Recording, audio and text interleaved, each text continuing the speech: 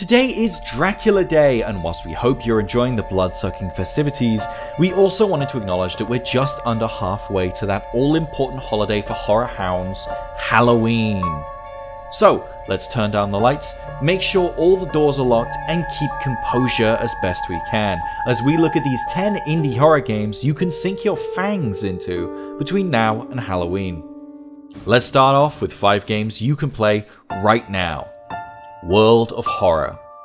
World of Horror combines simple yet frightening Junji Ito inspired artwork with randomly generated roguelike gameplay to create a unique and scary experience that you can come back to over and over again.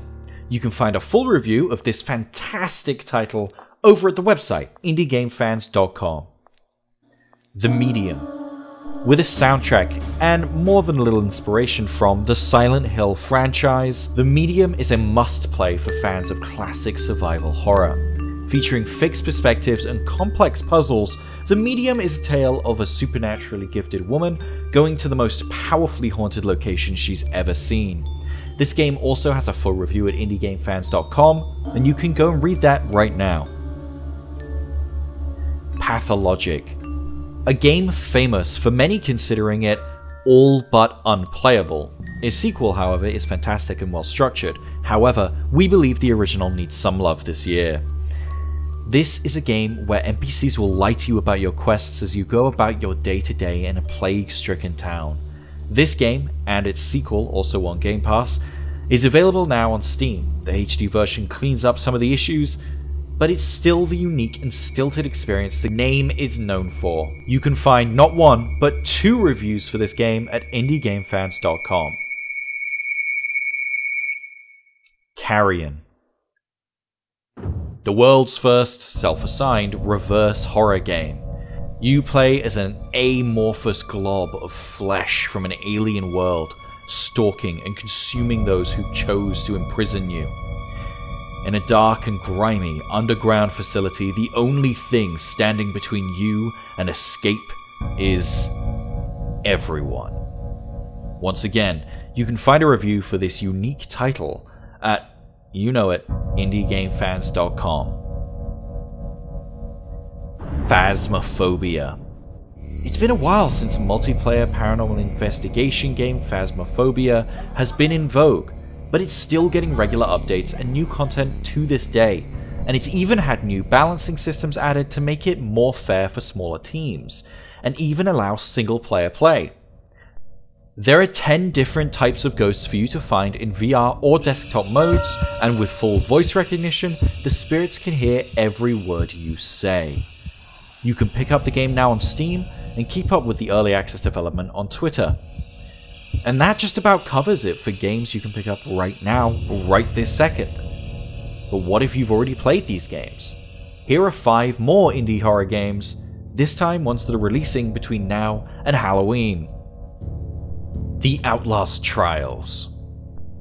When originally announcing Outlast 3 in 2017, Red Barrels also announced that they could not easily add any DLC to Outlast 2 due to the game's structure, but will be releasing a smaller project before releasing Outlast 3. That project is the Outlast Trials. Unlike previous titles in the series, this time you can fight the fear with friends, as this entry introduces co-op to the halls of the mysterious underground facility you find yourselves in. It's even set to feature cross-platform multiplayer, which is always good. Sons of the Forest. Sequel to one of the best survival games you can play, The Forest.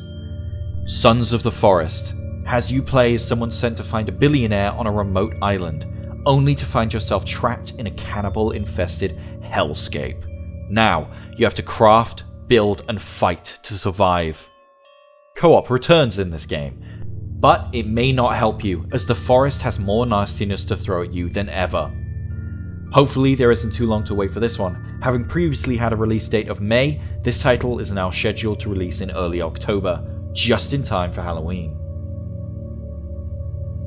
The Peterson Case. Since its explosive arrival and swift removal from the world, PT forever changed the indie horror scene. This title, previously titled Once Upon a Time in Roswell, is one of the games that takes clear inspiration from that short demo. This first-person psychological horror has you investigating the story of a family's disappearance in 1947 Roswell, USA.